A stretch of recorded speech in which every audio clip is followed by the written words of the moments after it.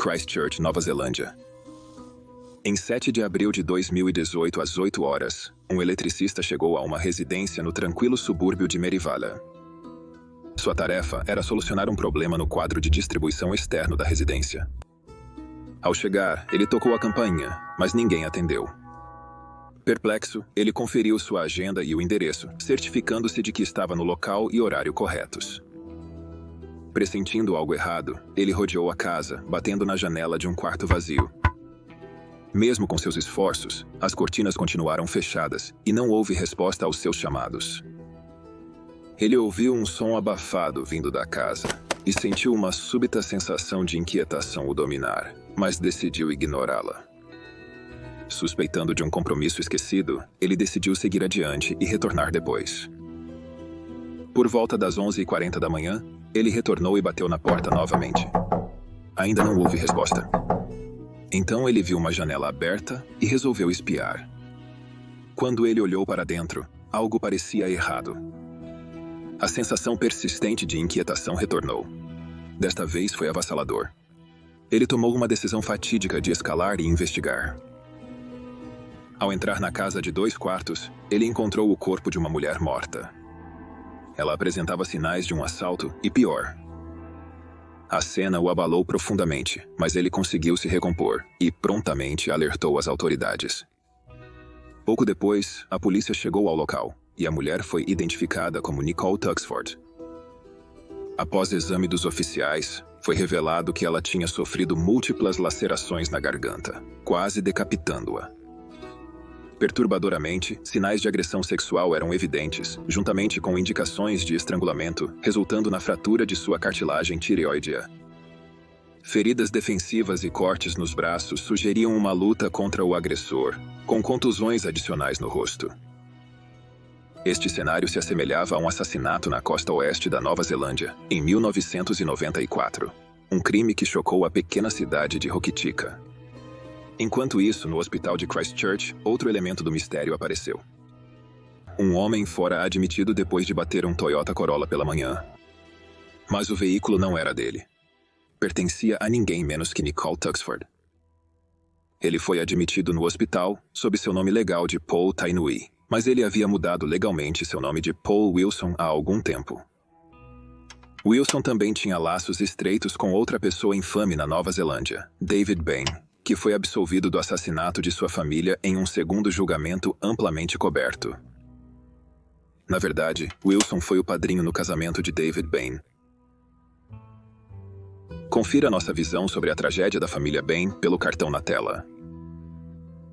Joe Karam, um fervoroso apoiador e defensor da inocência de David, descreveu Paul como seu amigo mais antigo e melhor. David e Paul criaram uma forte amizade enquanto trabalhavam na cozinha de uma prisão. O nome de Paul Wilson é familiar aos residentes de Hokitika de uma maneira indesejável. Para explicar melhor isso, vamos voltar no tempo para 1994. Hokitika está situada na costa oeste da Nova Zelândia e passou por uma mudança dramática durante a Corrida do Ouro de 1864. Transformou-se rapidamente de uma paisagem desolada em uma cidade vibrante. Até 1994, era uma comunidade animada, onde os residentes mais velhos desfrutavam de vidas sociais ativas, com bandas e jogos de cartas. A música era essencial na cultura de Hokitika, enchendo seus pubs, salões e escolas com melodia. Conhecida por sua comunidade unida, Hokitika fomentava fortes conexões entre as pessoas, criando um senso de união. A série The Luminaries, da British Broadcasting Corporation, retratou a singularidade e a história de Hokitika durante a Corrida do Ouro. Paul Wilson nasceu para Diane e Ernie. Sua mãe era membro da estimada família Tainui. No entanto, seu pai, Ernie, que tinha 19 anos na época, se separou de Diane. Paul cresceu na comunidade unida de Hokitika e mais tarde trabalhou na fábrica de produtos lácteos Westland Milk. Ele era membro do Kiwi Rugby Club, um popular ponto de encontro social na época. Em 1989, ele conheceu a vibrante Kim Schroeder e logo começaram a namorar. Apesar da diferença de idade de 10 anos, o relacionamento deles parecia estar indo bem e eles até moraram juntos. Porém, em 1992, Schroeder decidiu encerrar o relacionamento devido ao comportamento possessivo e controlador de Wilson. Essa decisão abalou Wilson profundamente. Ele contou a todos que era vítima da decisão de Schroeder, buscando simpatia. Um dia, o encontro de Paul Wilson com Kim Schroeder no Hotel Westland tomou um rumo sombrio. Wilson, consumido por ciúmes e possessividade, exigiu saber o paradeiro de Kim Schroeder, mas ela se recusou a revelar qualquer informação.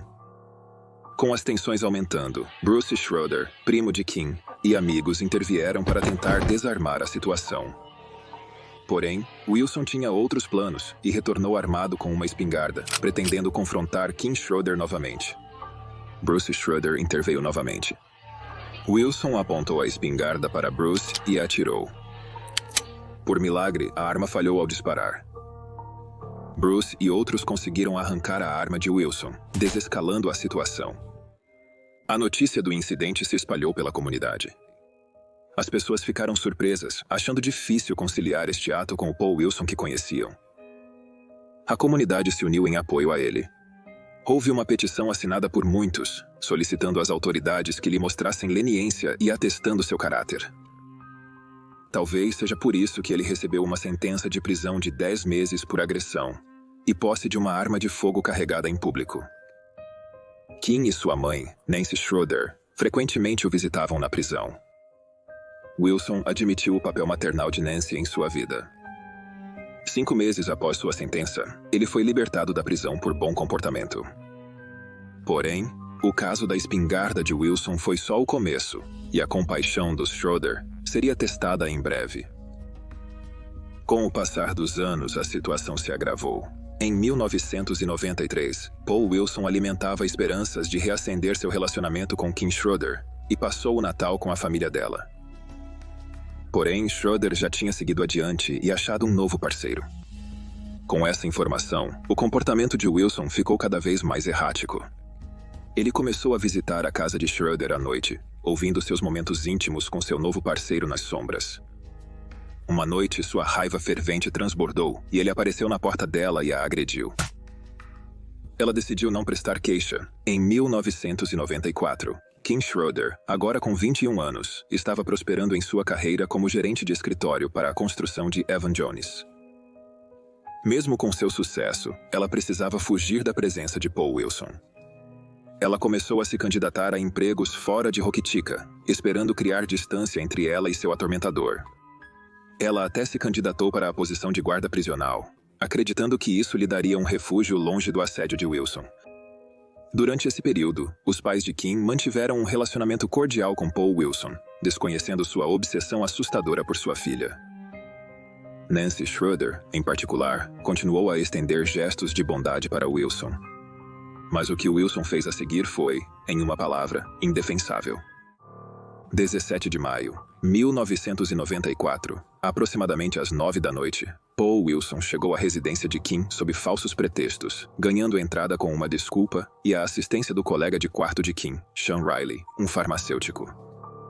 Já dentro, Wilson sacou uma grande faca de talhar, forçando Riley a obedecer suas ordens.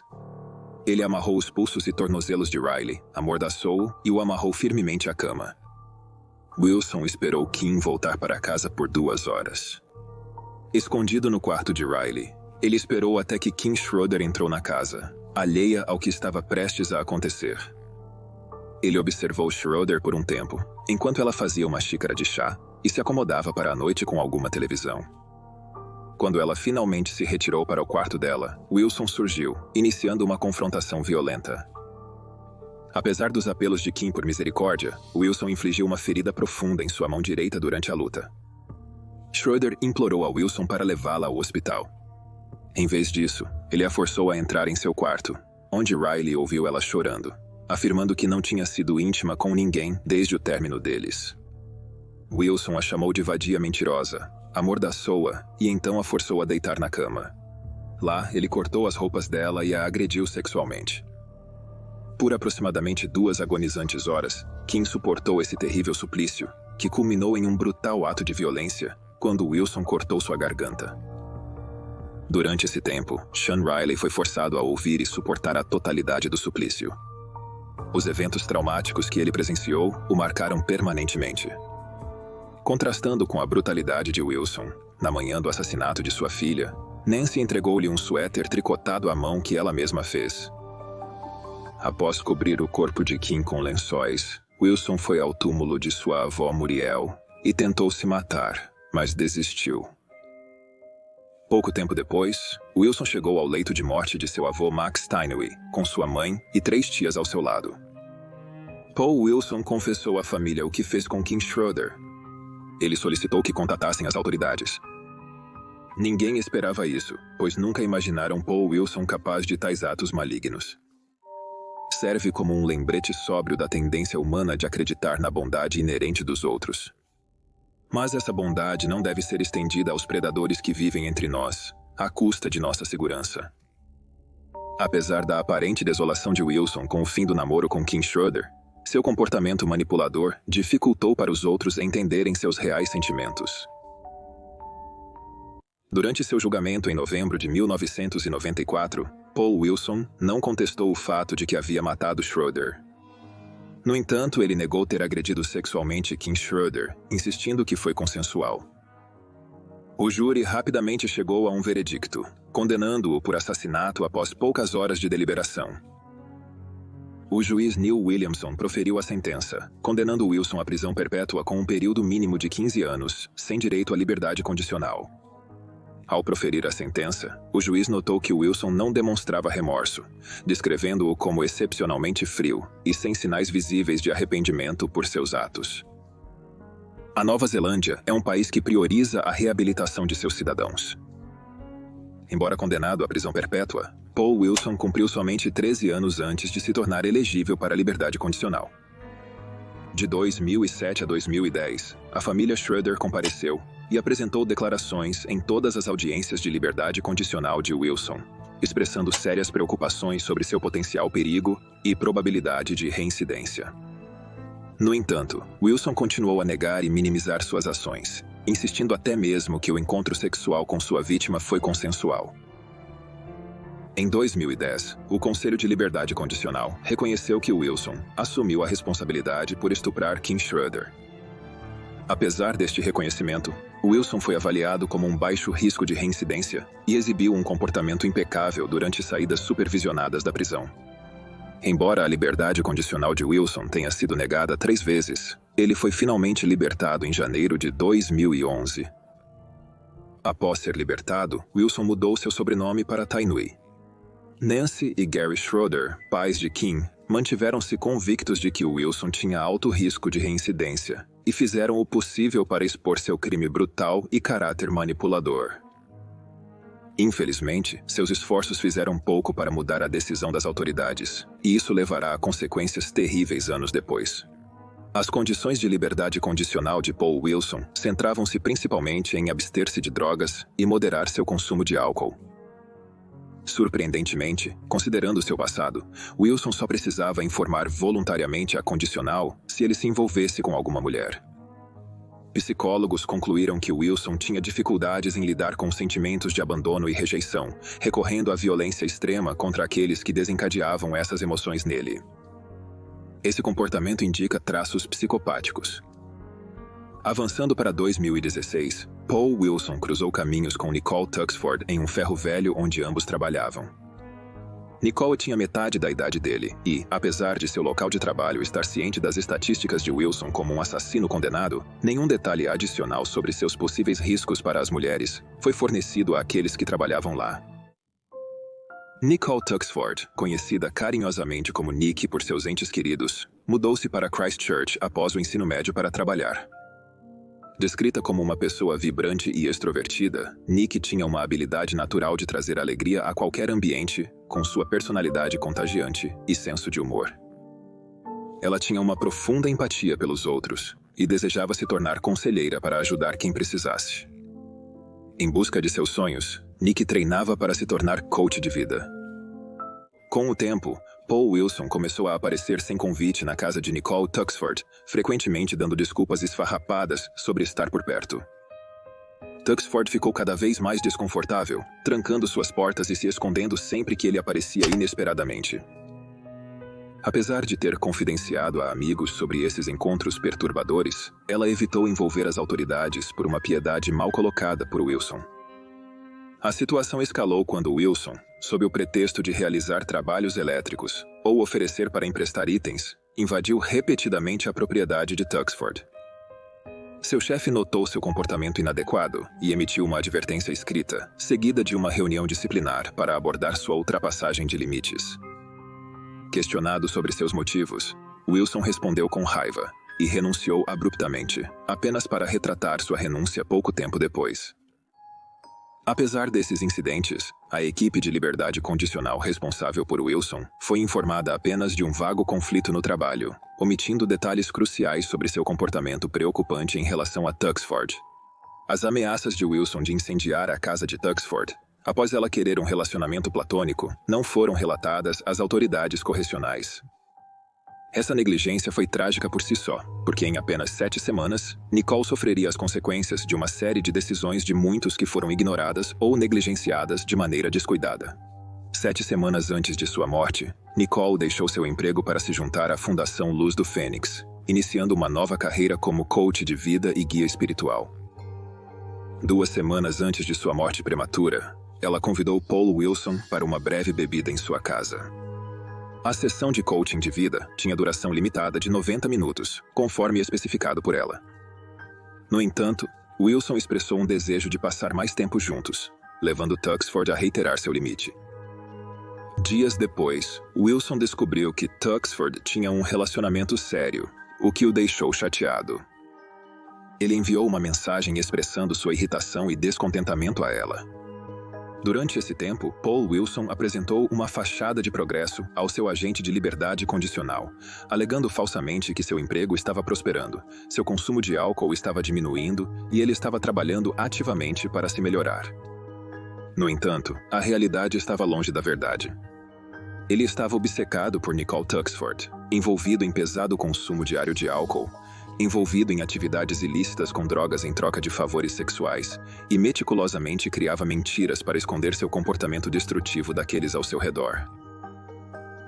O assassinato, 6 de abril de 2018, Paul Wilson estava bebendo em um bar. Embriagado, ele dirigiu para a casa de Tuxford, mas foi pego em uma blitz policial por dirigir alcoolizado. Eles apreenderam 2 facas de seu veículo.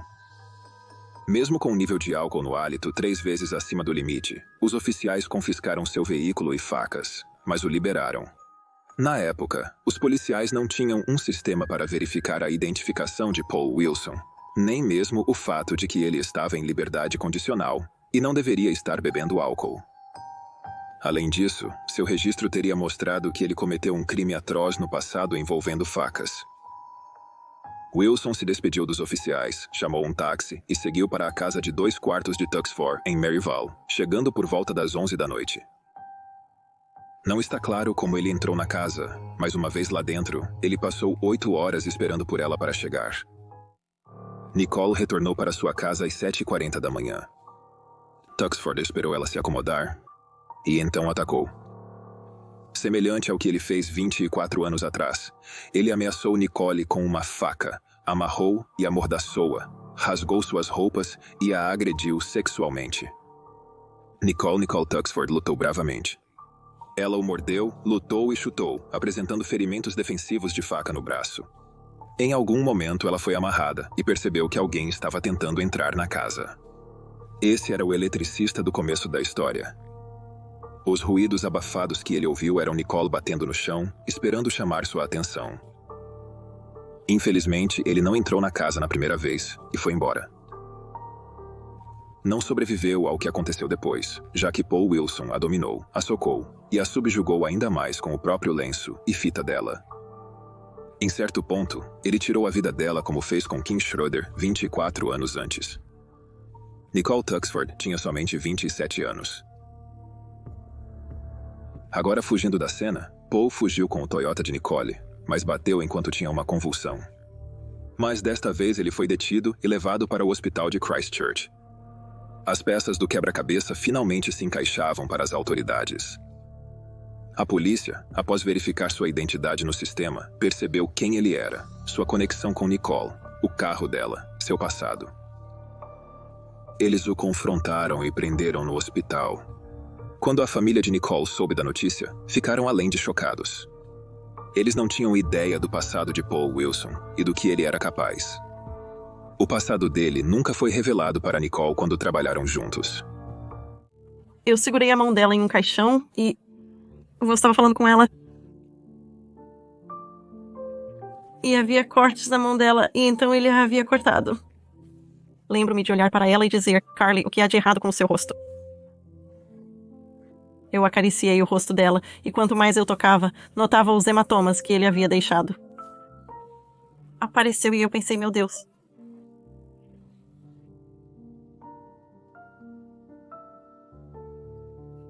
Tentei consertar, mas não funcionou, e então ouvi isso. Eu tinha um belo cristal que usava o tempo todo e fui colocá-lo em volta do pescoço dela. Naquela fase, eu nem sabia que ele tinha cortado a garganta dela. Eu me lembro de tentar colocá-lo sobre a cabeça dela. Mesmo tão delicadamente, e o maldito grande caroço, grande coisa de caroço na parte de trás da cabeça dela, isso me assustou. Era apenas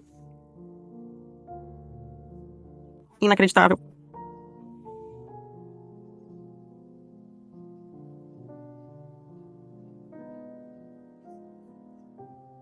Sabe, pensar que ele era tão mal e cortou... Ele não apenas cortou a garganta dela, ele apenas escreveu para ele cortar a cabeça dela.